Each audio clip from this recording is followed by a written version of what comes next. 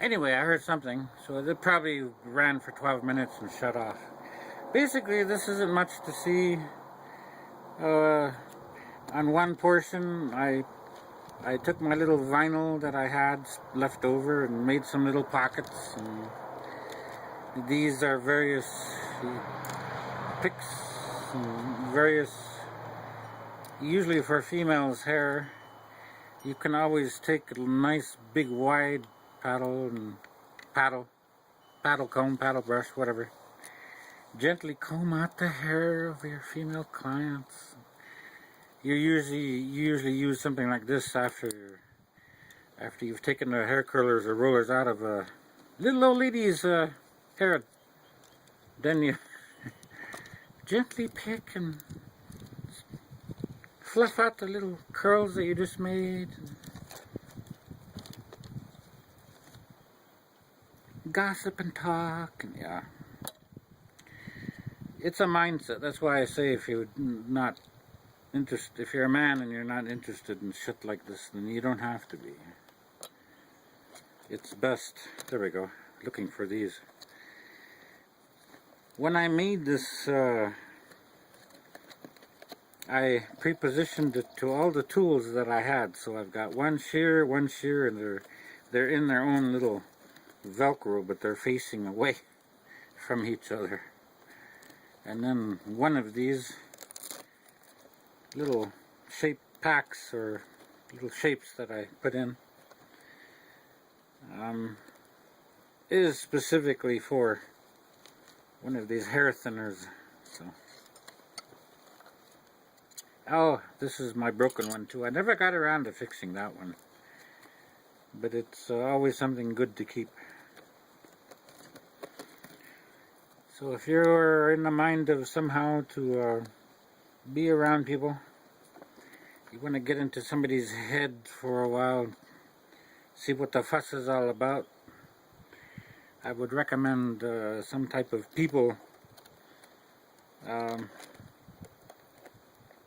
don't want to say job, but I mean that's what it is, but it's a profession, and it's a calling too.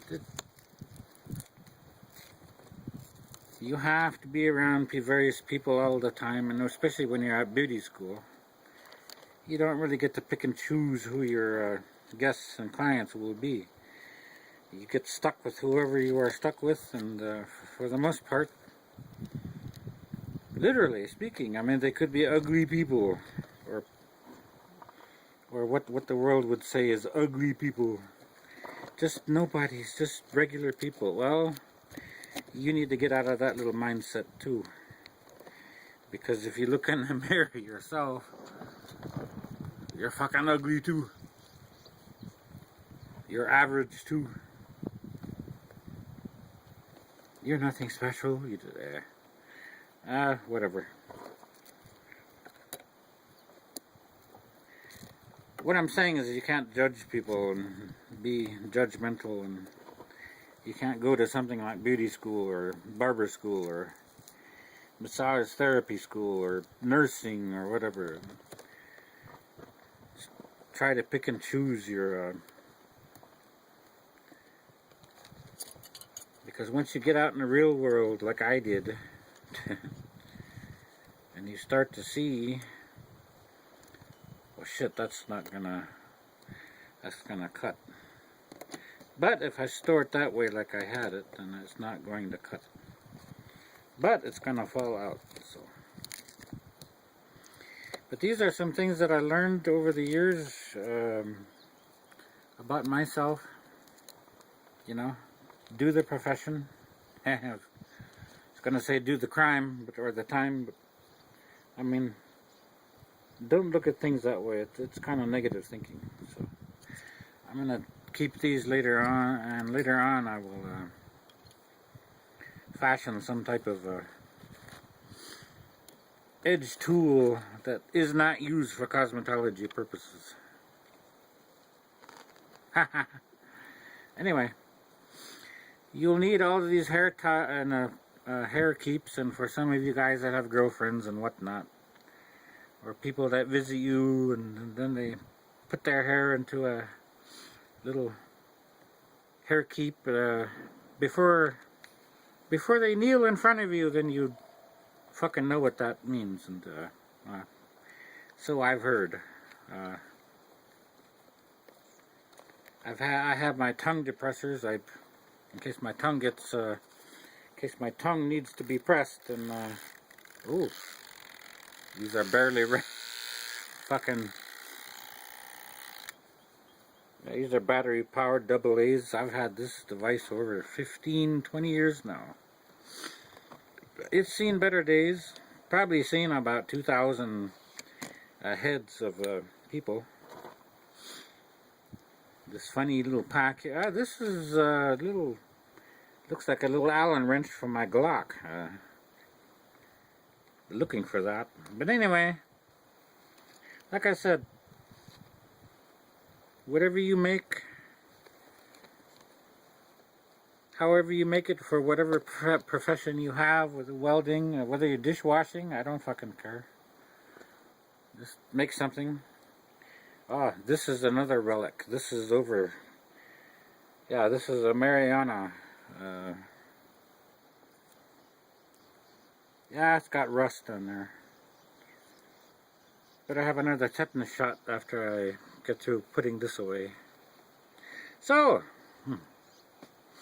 here's my little unboxing for you, and my little inventory, my little tool roll for you. It's not much, but for a few years, yes, I was cosmetologist. Since I draw everything and in everyone all my life, that was why I went to beauty school. You'll need different types and different forms of combs, basically for men's hair cutting. But when you get somebody in your chair, you just have to say haircut.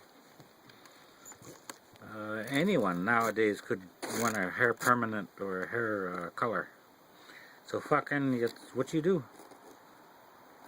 You have different types of combs. This, you can comb out a section of hair. You have different sizes of combs. This is a big flat paddle type comb. This is a wall comb. You can use this with your cutting shears. I mean, yeah, you can use this with any big or bigger size.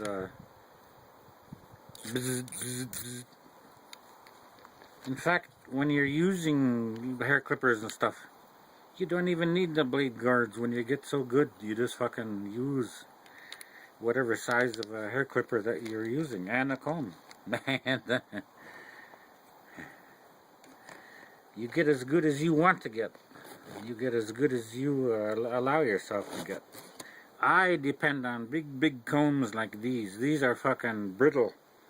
The Starflight from DuPont number 55. I had a few more combs that were like $5 each at the time.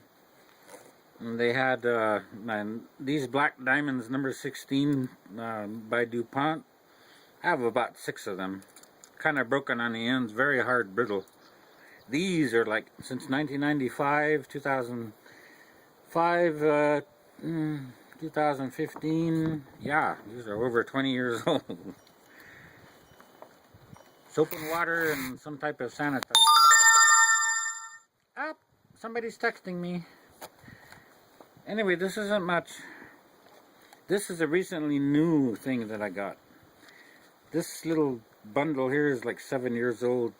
A few tweezers, a few straight razor edge blades, and 1 or 2 extra straight razors, because I cut my own hair.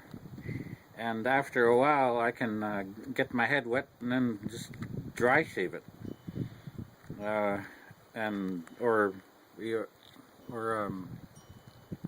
well, dry shave.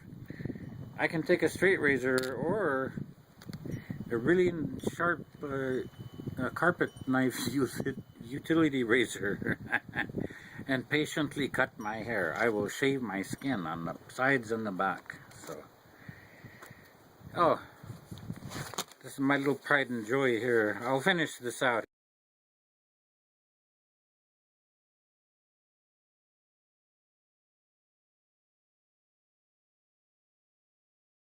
I just took a regular cape and I added to it. It's a little tuxedo cape. After I left the Navy and was working as a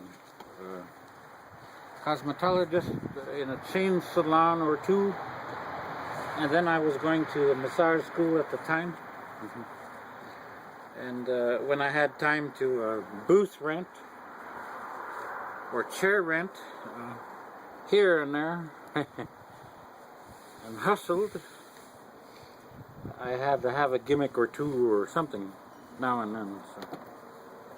And I made my own little funsy little things for my clients to wear and whatnot, and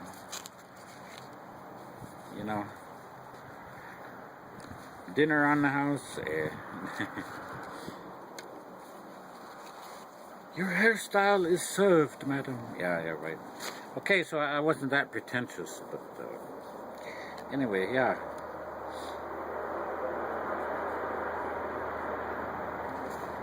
Just make something, make a case for whatever you're doing, build it, whether it's out of wood, metal, copper, however.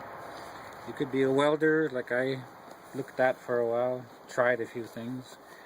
Yeah, I'd be making my own apron and putting my own stuff inside each little apron. I'd be making a little row of tool for my various lengths of little welding rods. And of course, I'm old school when I say these words, welding rods and stuff like that. I'm not into the modern days TIG, MIG, shig, dig, wig welding, but I have seen something. I've seen it, and I've tried some things here and there. I have done everything, a little bit of everything, and I would recommend that you all do the same thing too. But I settled on military and police and emergency medical technician stuff in my later years of life.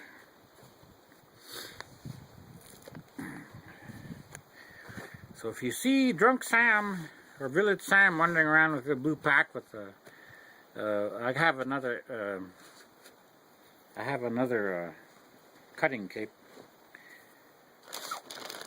and a bunch of brushes and stuff. But if you see Sam wandering around, staggering around with one of these, he's either going to cut someone's hair or else he just finished cutting someone's hair. Hey. I can't show you my hair clippers because they're in the house and you've already seen what hair clippers are. I can't show you my other flat irons and the other size curling irons. A couple of village chicks borrowed some of those. Since some girls like to squeeze their pot buds in between the extremely hot gold-plated, Teflon-plated tips of some of the flat irons, I guess I had to give up ever seeing one of my flat irons again. So I have to get my own. But anyway, this is just showing you something for those of you that are interested. So. Okay, gotta answer my phone. Probably Mom that was calling.